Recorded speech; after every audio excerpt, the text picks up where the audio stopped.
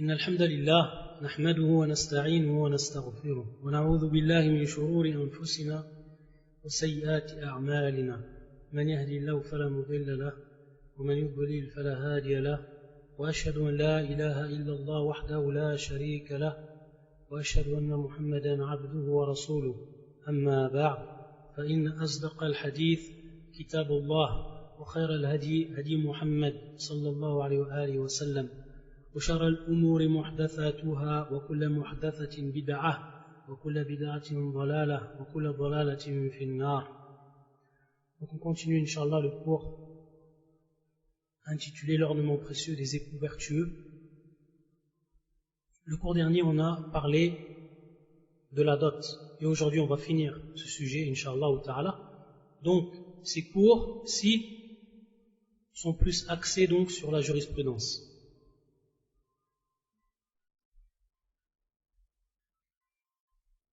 Un point qui est fondamental et qu'il faut bien comprendre pour ce qui est de la dot. La dot, donc ce qu'on appelle la sadaq ou ce qu'on appelle le mahr, c'est un droit unique pour la femme. C'est-à-dire que c'est un droit qui est exclusif pour la femme, pour celle qui va être prise comme épouse. Et ce n'est pas un droit du wali, c'est-à-dire celui qui est responsable d'elle ou son tuteur, que ce soit son père ou autre. Ils n'ont pas de droit par rapport à ce bien qui va être donné à cette femme. C'est son droit absolu. Sauf si bien entendu, elle donne la permission à son père ou autre d'y avoir accès. Ça, c'est son droit. Donc, vu que c'est son droit, elle peut faire ce qu'elle veut avec, qu'elle le donne à un proche ou autre. À la kulli hal, ça devient son bien, comme les autres biens qu'elle peut, avant même le mariage, posséder. C'est de même. Et c'est pour ça qu'Allah Azza wa Jalla yaqul, comme on l'avait déjà dit dans ce fameux verset qui correspond وَآتُوا النِّسَاءَ صَدُقَاتِهِنَّ نِحْلَةً. On avait vu que le terme nihla, auprès de beaucoup de savants, ça voulait dire de manière obligatoire. De manière obligatoire, c'est-à-dire donc donner aux femmes. Donc il est bien précisé ici, wajhul istidlal, c'est-à-dire l'aspect argumentatif de ce verset, وَآتُوا النِّسَاءَ, c'est-à-dire donner aux femmes, صَدُقَاتِهِنَّ نِحْلَةً. Donc ce sont les femmes qui sont précisées dans ce verset. Pour ce qui est de la dot, on avait dit qu'il y avait deux sortes de dot.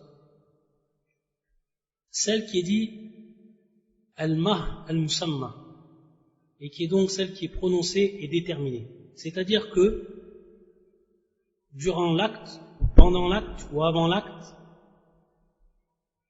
les deux parties, ou les deux époux, ou les deux futurs époux, ils vont tout simplement décider donc de la valeur de cette dot. Ils vont la citer.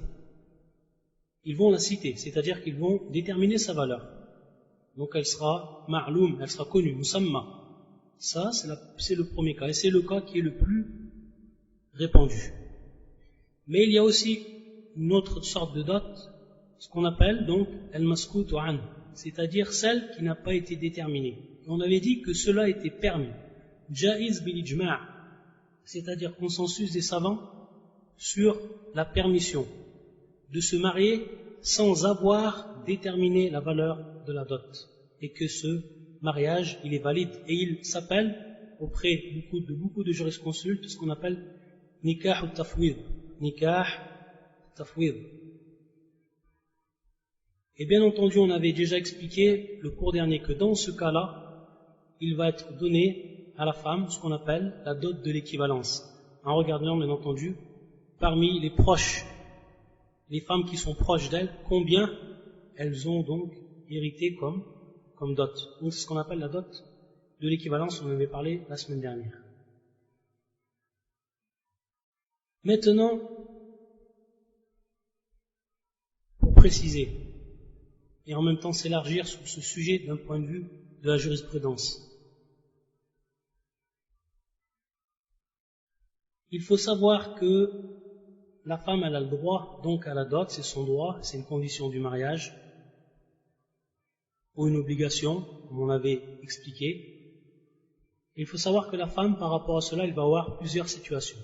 C'est-à-dire que ce droit de la femme envers la dot, suivant les cas de figure, il va être différent. Et lorsque, bien sûr, on va détailler maintenant, vous allez comprendre. Le premier cas, c'est lorsque la dot lui revient totalement. Lorsque la dot lui revient totalement, c'est-à-dire qu'elle va prendre toute la dot, que ce soit la dot qui a été déterminée, donc la valeur même, ou que ce soit donc ce qui n'a pas été déterminé, qui va revenir dans la plupart des cas à la dot dite d'équivalence, ou alors sur lequel ils seront mis d'accord.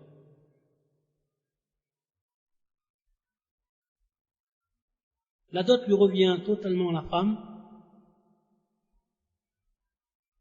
dans deux cas. Dans deux cas. Le premier cas, c'est lorsque, bien entendu, après que le mariage et l'acte de mariage a été contracté, concrétisé, lorsqu'il y a eu ce qu'on appelle al-dukhul al-haqiqi. C'est tout simplement lorsqu'il y a eu le rapport entre l'homme et la femme, le réel rapport. Donc le rapport est comme on le connaît. C'est pour ça qu'on appelle al-dukhul al-haqiqi. Ça, bien entendu, au moment où il y a eu donc ce rapport, la femme, elle a droit à la dette entièrement. Elle a droit à la dette entièrement. C'est son haq. Taïb.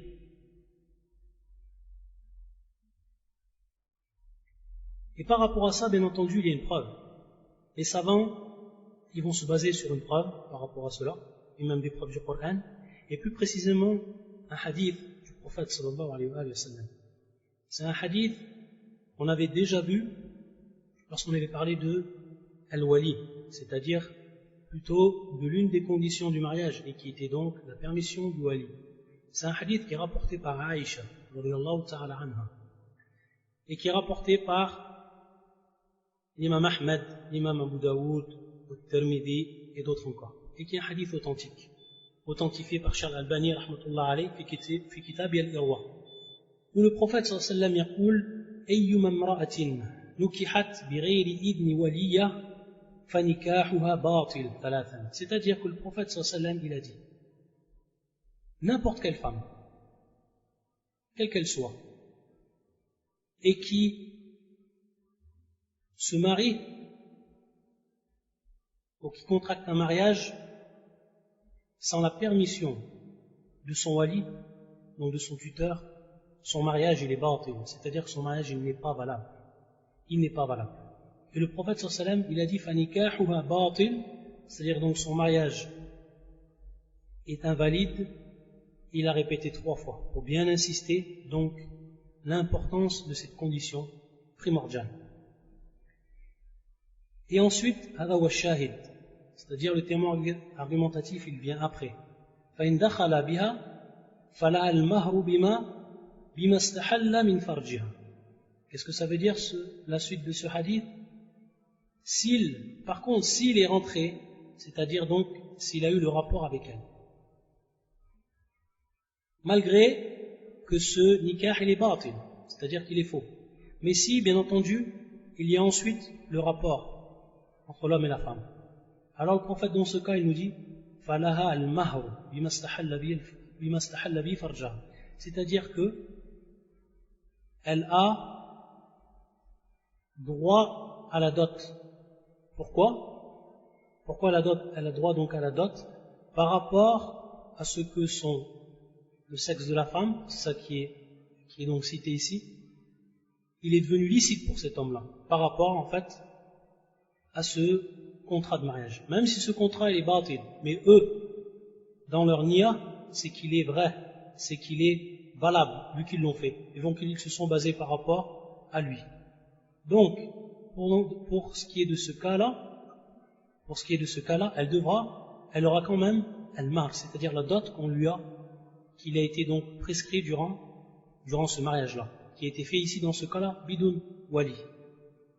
Elle garde quand même cette dot-là. Et même si bien entendu après on va annuler ce mariage du fait qu'il n'y a pas eu la condition qui a été requise. Mais la femme elle aura droit dans ce cas-là, à sa dot, par rapport à ce qui était licite, donc, par rapport au rapport.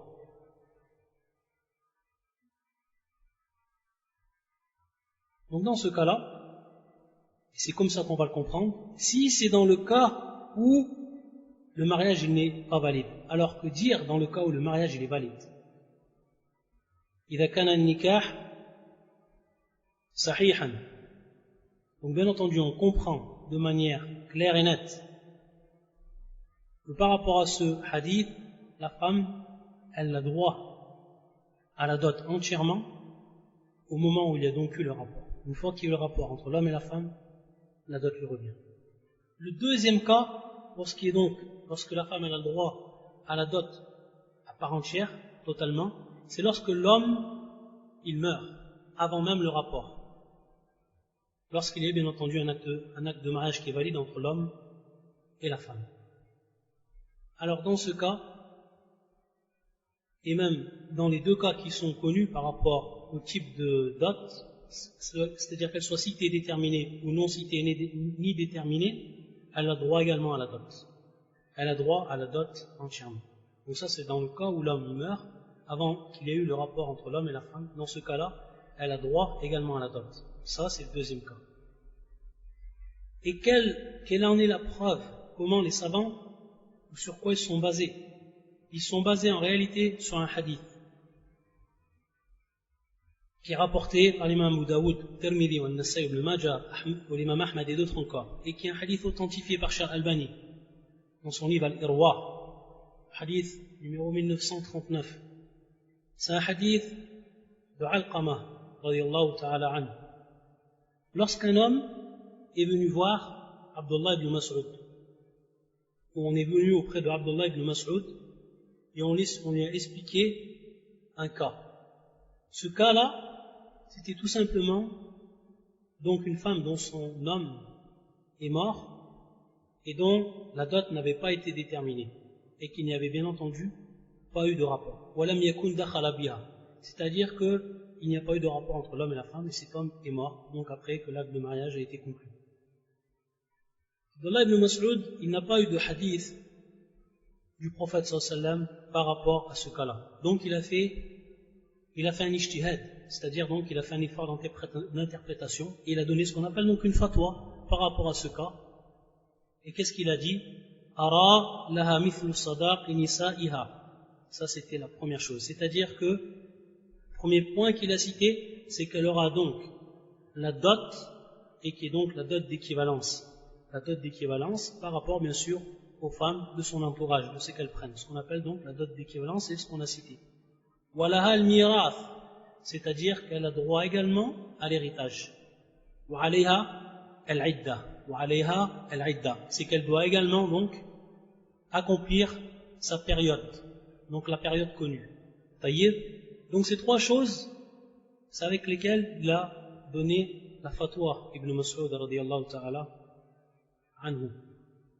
Et à ce moment-là, il y avait un des compagnons qui était présent et qui s'appelle Ma'qal ibn Sinan al-Ja'i. Et qu'est-ce qu'il a dit lorsqu'il a entendu cette fatwa de Abdullah? Il a dit Anna al-Nabi sallallahu alayhi wa sallam qada fi Barwa' ibn Washiq bimithli ma qadayt. C'est-à-dire qu'il a dit, le sahabi, qu'il a entendu le prophète sallallahu alayhi wa sallam qui avait donné le même jugement par rapport donc à une fille qui s'appelait Barwa' ou bint Washiq ou ibn Washiq, et il a donné donc par rapport à cette fille ou à cette femme qui était exactement dans le même cas, il avait donné exactement le même hukm, c'est-à-dire la même loi. Et il est cité que Ibn Mas'ud, il a été très très content, c'est-à-dire que une grande joie que ce qu'il a donné comme fatwa, c'était exactement ce qu'avait dit le prophète sallallahu alayhi wa sallam avant lui, alors que lui bien entendu il ne savait pas ce cas-là. Donc ça c'est la preuve, et c'est bien entendu ici dans le cas où la dot n'avait pas été déterminée, donc de la plus forte raison lorsqu'elle est déterminée. Donc dans le cas où l'homme il meurt et que l'acte de mariage a été conclu et qu'il n'est pas rentré, dans le cas bien entendu où il n'est pas rentré, il n'y a pas eu l'acte, alors la femme également elle a droit à la dot complètement, entièrement.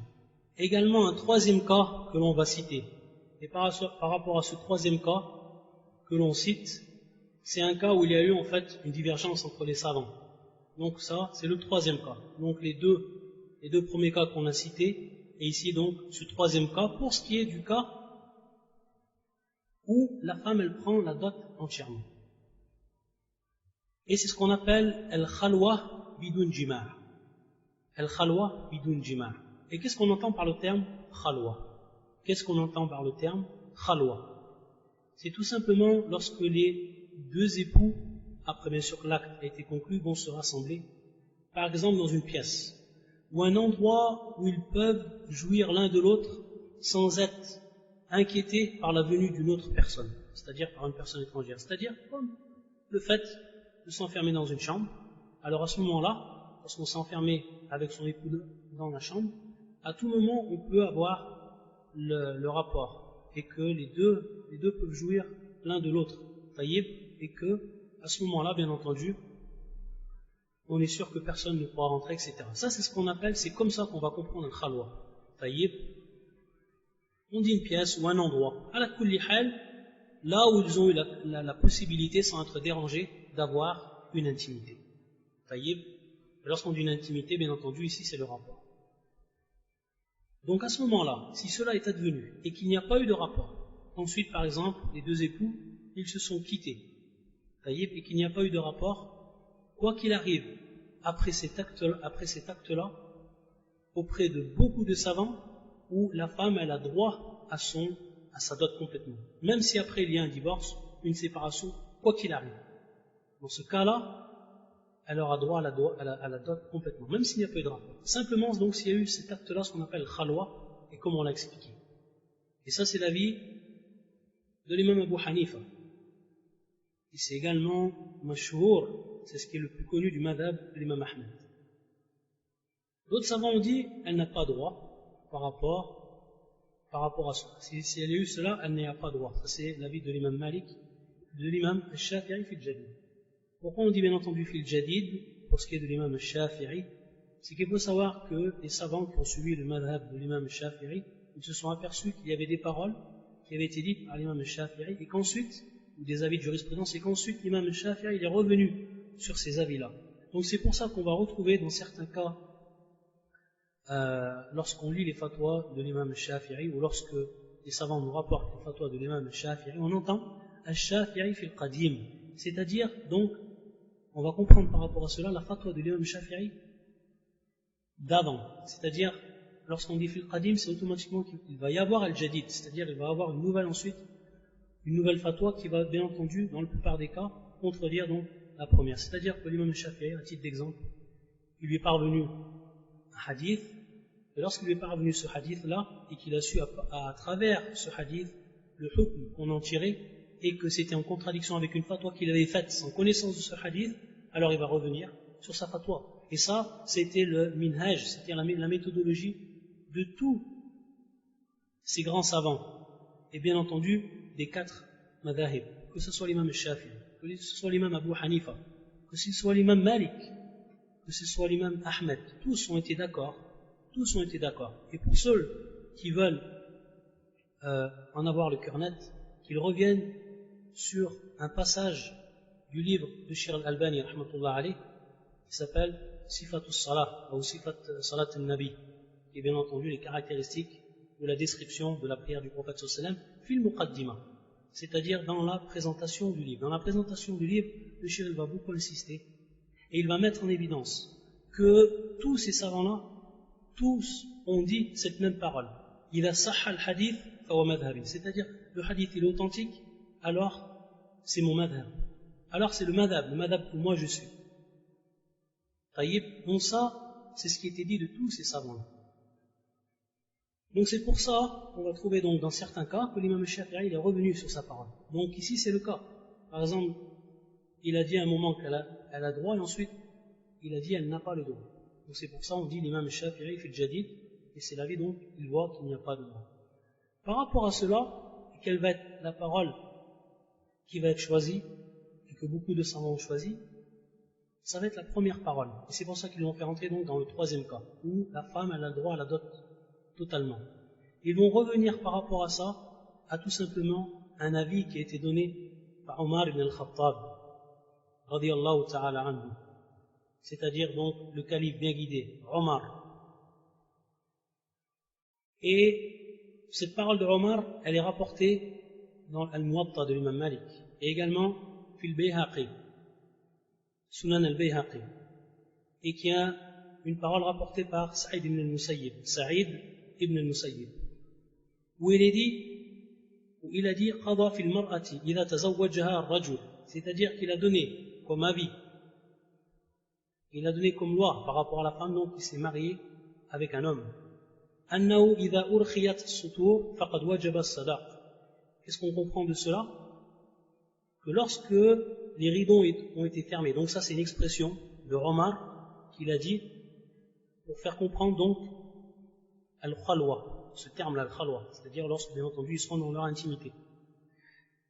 Donc lorsque les rideaux ont été fermés ou alors les rideaux sont descendus, alors faqad wajaba as-sadaq.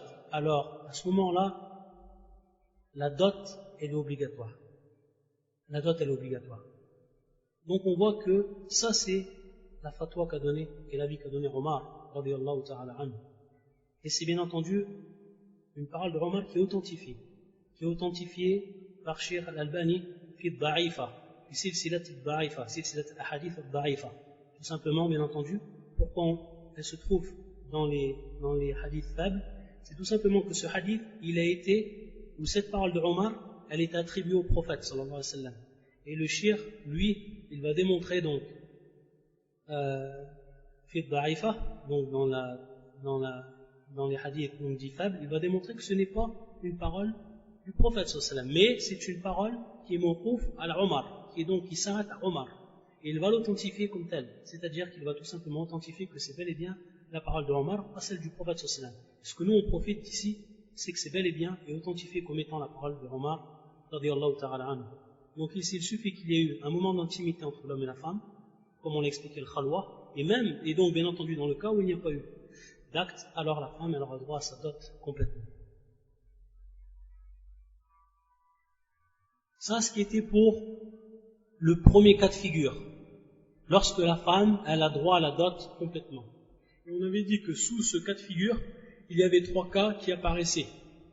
Donc, on résume.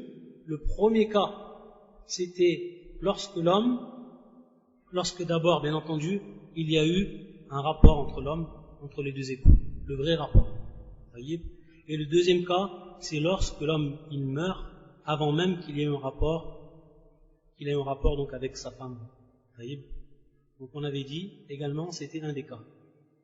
Et ensuite le troisième cas qu'on a cité, lorsqu'il y a eu al-khalwa, donc lorsqu'il y a eu ce moment d'intimité entre les deux époux, alors qu'ils n'ont pas eu l'acte de rapport. Maintenant, le cas de figure numéro 2, là où la femme elle va prendre uniquement la moitié de la dot, nasful mahr, juste la moitié de la dot. C'est au moment où l'homme il va divorcer de sa femme, avant qu'il ait eu un rapport, et avant bien entendu qu'il ait eu entre eux al-khalwa. Alors à ce moment-là, la femme elle aura droit donc à la moitié, uniquement la moitié de la dot. Ça c'est dans le cas où la dot elle est déterminée, elle musamma. Et lorsqu'elle n'est non déterminée comme on l'a précisé, alors rajih, c'est-à-dire la parole la plus forte, c'est qu'également elle y a droit. Elle a droit à la moitié de la dot. Ça c'est donc le seul cas de figure lorsque la femme a droit à la moitié de la dot. Et maintenant le troisième cas et le dernier cas, c'est au moment où c'est lorsque la femme n'a aucun droit pour ce qui est de la dot. C'est-à-dire qu'elle ne touchera rien de la dot. Il y a plusieurs cas de figure, on va dire, il y a plusieurs exemples que l'on pourrait donner ici. C'est lorsque, par exemple, la séparation, elle advient du côté de l'épouse, ou plutôt on va dire à cause de l'épouse. Et bien entendu ici, avant le rapport. C'est-à-dire que par exemple, l'homme il a trouvé un défaut chez la femme, ou autre, ou alors également, dans le cas où ce qu'on appelle, on y reviendra, al-khul, également. Ou alors également, dans le cas, et ça c'est un cas qui vient d'elle-même, de la femme, c'est ce qu'on appelle tanazul, lorsque la femme elle délaisse en fait sa dot de elle-même, de son plein gré. Elle a voulu comme cela. Donc ça c'est des cas bien entendu où la femme elle n'a pas droit à la dot. Et par rapport à ce qu'on a dit, on va citer un verset, le verset qui se trouve sur Surat al-Baqarah et qui est le verset 237. Donc le verset c'est le suivant. Et on va comprendre certains points par rapport à ce qu'on a dit auparavant, par rapport à ce verset, par rapport à ce qu'on a cité. On va revenir au verset coranique. يقول الله عز وجل dans ce verset est le suivant. وإن طلقتموهن من قبل أن تمسوهن وقد فرضتم لهن فريضة. Et si vous divorcez d'avec elles sans les avoir touchées, mais après fixation de leur mahar, versez-le alors, ou versez-leur alors la moitié de ce que vous avez fixé, à moins qu'elles ne s'en désistent, ou que ne se désiste celui entre les mains de qui est la conclusion du mariage. Donc on voit par rapport déjà à ce verset, pour ce qui est du cas qu'on avait cité, c'est-à-dire le cas où elle a la femme la moitié de la dot, et c'est bien entendu au moment où l'homme il va divorcer, comme il est expliqué dans ce verset. Alors, au moment où, lorsque l'homme il va divorcer donc de sa femme, et avant bien entendu ici qu'il y a eu un rapport, avant qu'il y ait eu un rapport. Et les savants, ils ont divergé par rapport à ce qui était, ce qu'on avait dit, donc déterminé, et ce qui était non déterminé par rapport, ou déterminé à la biltifaq. Mais ce qui était non déterminé, on avait dit qu'il y avait eu un irtilaf, pour rajih, comme ce qui est déterminé, comme ce qui est en fait déterminé. Et ensuite on voit là, à la suite du verset, à moins qu'elle ne s'en désiste, ou que ne se désiste celui entre les mains de qui est la conclusion donc du mariage. Donc également ici, dans ce cas, on va voir donc que si elle se désiste, c'est-à-dire donc si la femme se désiste également de cette dot, alors c'est son choix. Donc ça revient à elle également. Donc ça nous prouve également à travers ce verset que c'est son droit à elle, que c'est son droit donc à elle. Et même pour ce qui est de la suite du verset, ou que ne se désiste celui entre les mains de qui est la conclusion du mariage. Ça, sachant que les savants ont divergé en deux paroles pour cette parole. Certains ont dit que c'est al-wali, c'est-à-dire le tuteur de la femme, dans ce cas-là, et d'autres savants ont dit que c'est la femme elle-même. C'est la femme elle-même. Et ceux qui ont dit bien entendu que c'est la femme elle-même, c'est une parole qui est forte, sachant que personne, comme on l'a cité auparavant, personne n'a le droit pour ce qui est de cette dot. Seule la femme a un droit absolu sur cette dot-là. Personne, en dehors d'elle, ne peut y avoir un droit. Voilà donc pour ce qu'on a cité et pour ce qui est rentré dans les conditions du mariage. On avait cité donc qu'elles étaient de 4.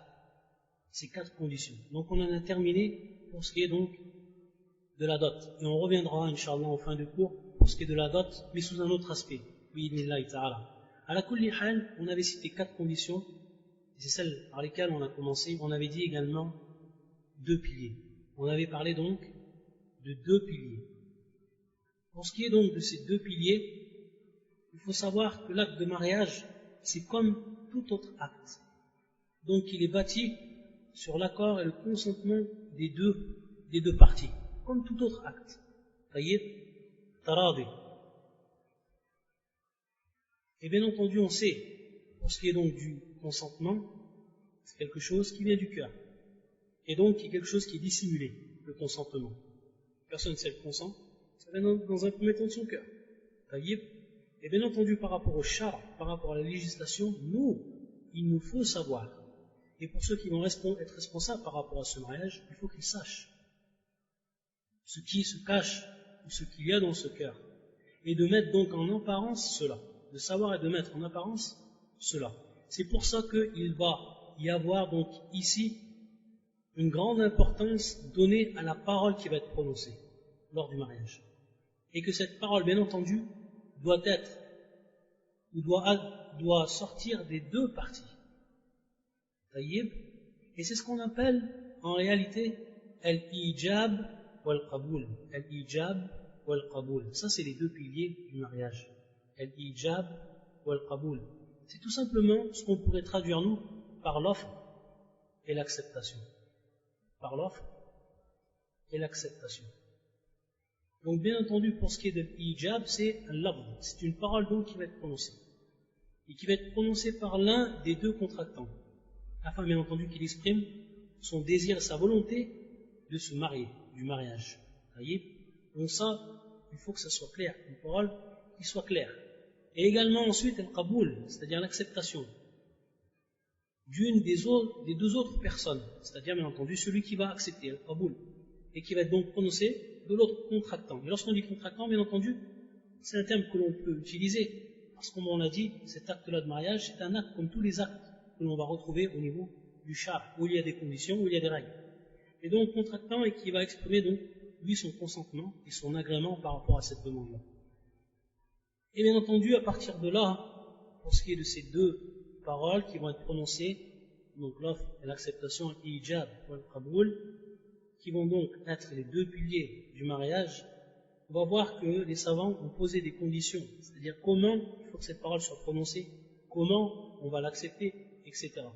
Donc parmi les conditions, sans rentrer dans tous les détails, pour ne pas rendre le cours trop lourd au niveau de son aspect de jurisprudence, il faut savoir que parmi les conditions qui sont données, c'est toute donc parole ou tout terme qui va être prononcé et qui indique de manière claire et nette le mariage. Qui indique de manière claire et nette le mariage.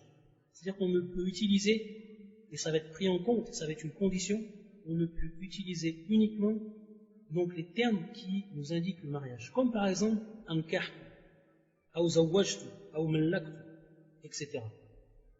Pour ce qui est bien entendu, ici on va trouver une petite divergence au niveau des savants. Est-ce que l'on utilise uniquement les termes qui sont tirés directement de ce qu'on appelle l'inkah ou tazwij, donc les termes, on va dire, qui n'acceptent uniquement que al-maqsoud, c'est-à-dire qui n'acceptent uniquement ce qui est voulu, on veut par là bien entendu le mariage, comme donc ankahtuk, c'est-à-dire je t'ai marié par exemple ma fille, ou zawwajtu, je t'ai marié ma fille. Et pour ce qui est de cela, il n'y a pas de divergence, tout le monde est d'accord, et que cela doit être prononcé. Par contre, il y a une divergence si on va prononcer un autre terme, c'est-à-dire un terme qui indique le mariage sans être explicite, ou on va dire qui peut comprendre également d'autres marnas, c'est-à-dire d'autres significations. Mais dans ce cas-là, bien entendu, lorsqu'il est prononcé, on va comprendre que c'est bel et bien que ça indique le mariage. Comme par exemple, mallaktuk, c'est-à-dire ce qu'on pourrait traduire, je t'ai rendu propriétaire d'elle, c'est-à-dire pour cette fille, c'est-à-dire par exemple ma fille, celle dont je suis responsable, je t'en ai rendu propriétaire bien entendu, parce que cette femme va rentrer elle va rentrer bien entendu dans la propriété de l'homme, vu que c'est sa femme. Ça c'est la parole de al-jumhur, de la plupart des savants, comme l'imam Abu Hanifa, l'imam Malik, et qui est également l'ikhtiyar, le choix de Cheikh al-Islam ibn Taymiyyah. Ils vont se baser par rapport à cela à une des versions du hadith, le fameux hadith de Al-Wahiba, celle qui était venue donner sa propre personne au prophète sallallahu alayhi wa sallam, cette femme-là. Et lorsqu'ensuite le prophète sallallahu alayhi wa sallam l'a mariée à un homme, et tout le monde connaît ça, on l'avait déjà cité, et il avait dit Qad mallaktukaha bima ma'aka min al-Qur'an. Et donc il a employé le prophète sallallahu alayhi wa sallam ici le terme mallaktukaha bima ma'aka min al-Qur'an. Donc on voit que c'est un terme qui accepte le mariage, qui accepte autre. Mais dans ce cas-là, et bien entendu, la situation ne prête qu'à comprendre et indiquer ce qu'est le mariage. Et donc on a le droit également d'utiliser ce genre d'expression qui, dans ce cas-là, indique le mariage. Et ne pas s'en tenir uniquement aux termes connus, comme ce qu'on pourrait dire en français marié ou épousé. Ensuite également un point important que je vais citer qui va nous concerner beaucoup de personnes qui vivent en France et autres. Et justement par rapport à cette parole-là, la parole donc qui va concerner la contraction du mariage, et celle qui va être faite dans une autre langue que la langue arabe. Et par rapport à cela, on va revenir à une parole de Cheikh al-Islam ibn Taymiyyah, Majmu' al-Fatawa. Donc une parole et un avis de Cheikh al-Islam ibn Taymiyyah, qui est des plus clairs par rapport à ce qui est donc de se marier, et donc de prononcer des termes qui ne vont pas être en langue arabe, comme on l'a cité auparavant, comme par exemple dire ankahtuk أو زوجتك وملكتك, etc. طيب, qu'est-ce qu'il dit Cheikh l'Islam? تعين اللفظ العربي في عقد النكاح في غاية البعد عن أصول أحمد والنصوص وعن أصول الأدلة الشرعية إذ النكاح يصح من الكافر والمسلم وإن كان قربة فإنما هو كالعتق والصدقة. Il nous dit dans un premier temps, Cheikh l'Islam, que uniquement désigner la parole en langue arabe, donc ce qu'on va comprendre, pour que le mariage soit valable, bien entendu dans ce qui concerne le contrat de mariage, ceci il dit que c'est très très loin. C'est une parole qui est très loin, dans un premier temps, des bases sur lesquelles s'est basé l'imam Ahmed, et également des bases même, donc des preuves juridiques. C'est là qu'il va donc nous expliquer pourquoi, cher l'islam. Parce que dans un premier temps, le mariage, il est valable non seulement du kafir, mais également du musulman. C'est-à-dire de celui qui est non musulman, de celui qui est musulman. Et s'il est, bien entendu, par rapport aux musulmans, considéré comme un rapprochement envers Allah, c'est-à-dire un rapprochement, il est exactement comme l'affranchissement. Il est exactement également comme la sadaqa, donc le mot que l'on va donner. ومعلوم أن العقد لا يتعين له لفظ لا عربي ولا عجمي وكذلك الصدقة والوقف والهبة لا يتعين لها لفظ عربي بالإجماع. Il nous dit donc qu'il est connu pour ce qui est des autres actes. Donc, ce qu'il a cité à titre d'exemple, comme les actes qui concernent par exemple une charité ou autre, ou ce qu'on avait expliqué également, al-waqf, al-hiba, etc. Il dit que c'est connu qu'il n'y a pas besoin que la parole ici soit uniquement arabe, c'est-à-dire qu'elle soit non arabe ou qu'elle soit arabe ou non arabe. Par rapport à cela, il n'y a pas d'importance. Et qu'il ne sera pas choisi la parole qui va être arabe. Bil ijma'. Là, c'est-à-dire que ce n'est pas ici une obligation, ce ne va pas être une condition de prononcer la parole en langue arabe. Bil ijma', donc consensus. Et ensuite il nous dit ثم العجمي إذا تعلم العربية في الحال قد لا يفهم المقصود من ذلك اللفظ كما يفهم من اللغة التي اعتداها.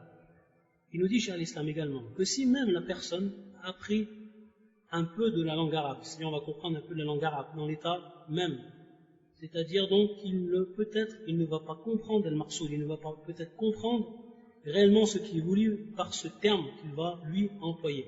Alors qu'il l'aurait très bien compris s'il avait employé son terme, lui, dans sa langue, dans laquelle il s'est habitué, sa langue mère en fait. Donc en vérité, ici il nous fait comprendre, cher à l'islam, pour ce qui est donc des actes, des contrats de manière générale, qu'il n'y a pas de conditions posées dans l'utilisation unique de la langue arabe. Non. Et de même pour ce qui est du contrat du mariage. Donc la personne qui va contracter un mariage dans une langue qui va être étrangère à la langue arabe, il n'y a pas aucun mal par rapport à cela. Donc ce n'est pas une condition. Donc ici c'est bien de le rappeler pour ce qui est donc, du cas de beaucoup de frères et de sœurs et pour ce qui est également pour ce qui se rapporte donc aux deux piliers du zawaj. Également parmi les conditions que les savants ils ont citées, il faut bien entendu que les paroles qui vont donc être utilisées, elles indiquent la continuité, et non ce qui va être par exemple temporaire ou autre. Ça, je pense c'est plus que clair. Également qu'il y ait une totale concordance entre l'acceptation et l'offre, ou entre l'offre et l'acceptation. Ben al-ijab wal qaboul. Ça c'est également une des conditions très importantes pour ce qui est des deux piliers. Si par exemple une personne te dit maintenant, je te marie ma fille suivant une dot dont la valeur est par exemple 1000 € ou autre, et toi que tu dis j'accepte donc ta fille mais avec une dot dont la valeur est 500 €, alors à ce moment-là il ne peut y avoir contraction de l'acte. Il ne peut y avoir, parce qu'il n'y aura pas de concordance entre l'offre donc et la demande. Également ça fait partie des conditions de manière générale. Ça c'est bien entendu pour ce qui est donc des deux piliers. Donc on a vu les deux piliers au niveau du mariage, et on a vu donc les 4 conditions, et on y a parlé, et c'était important donc pour avoir connaissance des règles qui sont en rapport avec le mariage, pour ce qui est donc de cet aspect de la jurisprudence. Et lorsqu'on revient à ce qu'on appelle le mahr, et ici, c'est une remarque que l'on fait, et c'est une mise en garde que l'on fait, et que l'on trouve, bil asaf shadid, c'est-à-dire une chose que l'on trouve beaucoup chez des frères ou chez des personnes qui, elles, ne craignent pas Allah, et qui, lorsqu'elles vont se marier, on va voir que la femme, elle attend sa dot, et elle attend sa dot, alors que la personne ne lui apporte pas. Et beaucoup de cas on entend, et qui traduisent cet état des choses, Wallah al-Musta'an. Alors que, comme on l'a cité en début de cours, le verset وَآتُوا النِّسَاءَ صَدُقَاتِهِنَّ نِحْلَةً, on avait dit que nihla, pour ce qui est de ce terme, beaucoup de savants ont dit à titre obligatoire, même si d'autres ont dit un petit peu de naf, c'est-à-dire c'est le fait de bon gré. Et on va revoir pour ce qui est donc de la dot, et pour se rendre compte de l'importance de cela, quel va être le péché, du péché que va faire la personne qui ne remplit donc pas cette condition donc qui était al-mar, c'est-à-dire qui ne paye pas et qui ne donne pas à la femme son droit. Dans un premier temps, un hadith qui est clair et net, qui est un hadith muttafaqun alayh, rapporté par l'imam al-Bukhari et l'imam Muslim, un authentique. يقول النبي صلى الله عليه وسلم أحق الشروط أن توفوا به ما استحللتم به الفروج. أحق الشروط أن توفوا به ما استحللتم به الفروج. Qu'est-ce qu'il veut dire ce hadith? Il veut dire tout simplement que la plus importante des conditions que vous devez vous acquitter, dont on doit s'acquitter, ceux par lesquels, et bien entendu ici le terme al-furuj, qui est donc le pluriel de al-farj, qui est le sexe, par lequel le sexe vous est devenu licite. Comme on a dit, lorsque la personne, elle a donc contracté le mariage et qu'elle a donné cette dot, de par cette dot, cette femme-là lui devient licite. Donc il a un rapport avec cette femme-là. Donc c'est dans ce sens qu'on comprend le hadith. أحق الشروط أن توفوا به ما استحللتم به الفروج. Donc les conditions les plus importantes, ou la condition la plus importante, l'une des conditions, ou la condition la plus importante, que l'on doit s'acquitter, et par lequel le sexe vous est donc devenu licite, donc le rapport vous est devenu licite, par rapport au mariage, par rapport à cette femme. Donc on voit l'importance que le prophète sallallahu il a donné à la dot, et qu'il a insisté que la personne qui se marie, donc l'homme, doit s'en acquitter. Également un autre hadith, et c'est un hadith qui fait frémir et qui fait peur lorsqu'on l'entend, et que chaque personne qui rentre sous cette menace-là, alors qu'il craigne Allah Azzawajal, parce que non seulement il ne sait pas quand il va mourir lui, peut-être qu'il n'a pas payé la dot et demain il meurt, et qu'il n'aura pas payé, il meurt et il n'aura pas payé la dot à sa femme, celui qui a retardé, et celui qui avait les moyens et qui n'a pas donné. Regardez ce qu'il dit le prophète sallallahu alayhi wa sallam dans un hadith qui est rapporté par l'imam al-Tabarani fi Mu'jam al-Saghir wal-Awsat kadhalik, et qui est un hadith authentifié par Charles Albani rahmatullah alayh, qui est le hadith numéro 1807 fi Sahih al-Targhib wal-Tarhib, où le prophète sallallahu alayhi wa sallam يقول أيما الرجل تزوج امرأة على ما قل من المهر وكثر. N'importe quelle personne, ou plutôt n'importe quel homme qui va se marier avec une femme, suivant bien sûr ce qu'il leur a donné comme dot, qu'elle soit peu ou qu'elle soit importante. ما قل من المهر أو كثر وليس في نفسه أن يودي إليها حقها. C'est-à-dire qu'il n'a pas en lui-même l'intention de lui donner son droit.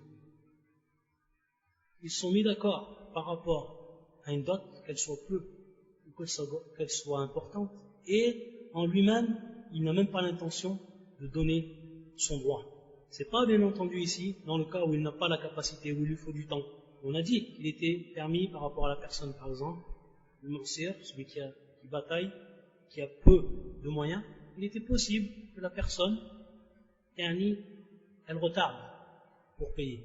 Vous voyez, celui, bien entendu, ici, ça ne rentre pas dans ce cas-là. Personne qui n'a pas eu la capacité ou le moyen. On dit bien pour la personne, ici, il est précisé dans ce hadith. Pour celui déjà, il ne prête aucune importance à cela, et même dans son intention, il ne veut même pas rendre ce droit-là. Khada'aha, c'est-à-dire qu'il l'a donc trahi, il a trahi cette femme. Famata, alors il meurt. Et dans le cas où il meurt, il n'a pas payé donc cette dot, وَلَمْ يُؤَدِّي إِلَيْهَا حَقًّا, donc il n'a pas payé la dot, il ne va pas donner son droit, لَقِيَ اللَّهَ يَوْمَ الْقِيَامَةِ وَهُوَ زَانِي وَاللَّهُ الْمُسْتَعَانُ. لَقِيَ اللَّهَ يَوْمَ الْقِيَامَةِ وَهُوَ زَانِي. Subhanallah, la ilaha illallah. C'est-à-dire qu'il va rencontrer Allah Azza wa Jal le jour du jugement en état de fornicateur, comme un zani. وَهُوَ زَانِي. لَقِيَ اللَّهَ يَوْمَ الْقِيَامَةِ وَهُوَ زَانِي. La personne qui est dans ce cas, et l'homme qui est dans ce cas, et qui n'a pas donné le droit à sa femme alors qu'il pense que demain il peut mourir. Et est-ce qu'il veut lui rencontrer Allah Azza wa Jal en tant que fornicateur? Voilà pour ce qui est de ce point-là, qui est important à préciser. Maintenant, bien entendu, lorsque le contrat de mariage est fait, etc., on va parler pour ce qui est de al-khutbah. C'est-à-dire, qu'est-ce qu'on va dire donc durant l'acte de mariage. Lorsqu'il y a bien entendu l'acte de mariage, et que le wali est présent, et que le khatib est présent, etc., comme tout le monde connaît, qu'est-ce qu'on va dire? Qu'est-ce qui va se passer? Il y a une chose beaucoup qu'on entend chez l'awam, c'est-à-dire chez le commun des musulmans, et plus précisément beaucoup chez les Algériens, chez les Marocains également, ils appellent ça, ils disent al-Fatiha, ça s'appelle Fatiha. Et pourquoi ils disent al-Fatiha, donc qui est tiré tout simplement donc de ce que l'on connaît, des sourates al-Fatiha, la sourate de l'ouverture, et ils disent cette parole-là. Qu'est-ce qu'ils veulent dire en vérité par cela? Ils veulent tout simplement dire, ou ils veulent traduire par cela, que lorsqu'ils ont fini l'acte de mariage, alors ils font des du'as. Alors ils appellent cela ces du'as soit al-Fatiha. Pourquoi? Parce que dans la plupart des cas, il est compris dans ces du'as-là al-Fatiha. Alors qu'ils récitent uniquement la Fatiha après cela. C'est pour ça qu'ils appellent ça al-Fatiha. Et en réalité, lorsqu'on s'aperçoit de la sunna du prophète sallallahu alayhi wa sallam, il n'y a aucune base. Lorsqu'on revient à la sunna du prophète sallallahu alayhi wa sallam, il n'y a aucune base par rapport à cet acte-là. Et ça fait même partie de ce qu'on appelle bid'ah, c'est-à-dire donc l'innovation, d'appeler ce cas-là al-Fatiha. Et de voir que l'on doit réciter donc à la fin du contrat, dire des doigts et de réciter donc le Fatiha. Aucun dalil par rapport à cela. Aucune preuve par rapport à cela. Ce qui nous a été rapporté du prophète sallallahu alayhi wa sallam, c'est ce qu'on appelle, et qui était donc fait par le prophète sallallahu alayhi wa sallam, c'est ce qu'on appelle khutbatul haja. C'est ce qu'on appelle khutbatul haja, que dont le prophète apprenait à ses compagnons. Khutbatul haja. C'est ça qui était connu du prophète sallallahu alayhi wa sallam. Et bien entendu, tout le monde connaît cette khutbah. Lorsqu'on commence, comme nous on commence les cours, inna alhamdulillah, nahmaduhu wa nasta'inu wa nastaghfiruh, ila akhir hadi al-khutbah. Ça c'est la sunna du prophète sallallahu alayhi wa sallam. Et ça, c'est ce qui était authentifié du prophète sallallahu alayhi wa sallam.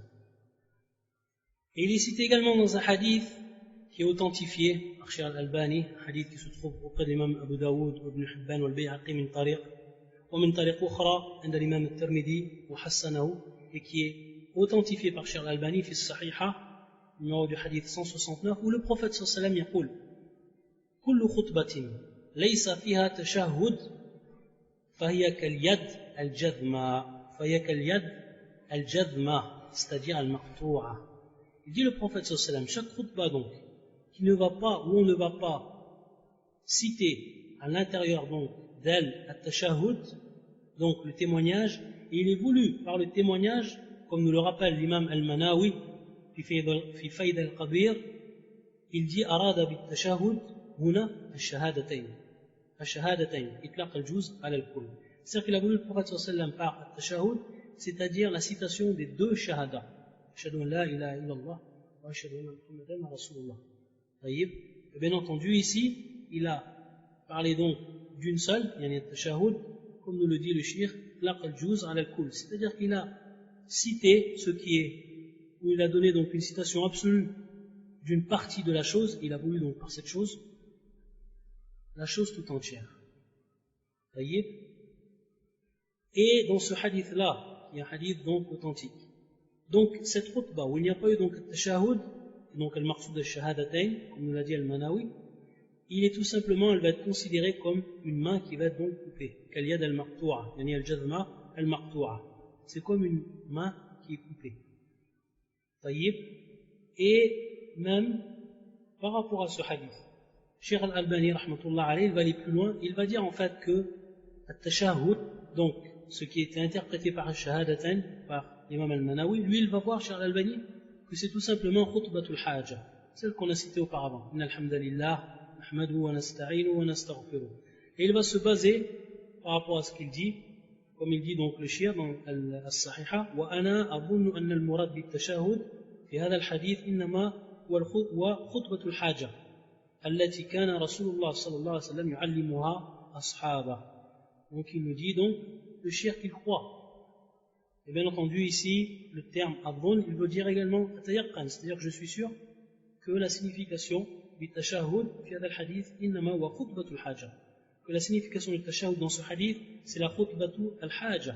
Et il va en fait prendre comme preuve le shirin des hadiths de Jabir, où il était cité que le prophète sallallahu alayhi wa sallam, كان رسول الله صلى الله عليه وسلم يقوم فيخطب فيحمد الله ويثني عليه بما هو أهله ويقول من يهدي الله فلا مضل له. Il va reprendre également une autre version du hadith, كان يقول في خطبته بعد التشهد إن أحسن الحديث كتاب الله. Rawahu Ahmed, et les autres versions. Et donc par rapport à ces versions-là, il va tout simplement nous expliquer qu'il va apparaître que al-ma'na bit-tashahhud dans ce hadith-là, c'est celle qui est connue du prophète sallallahu alayhi wa sallam, khutbatul haja.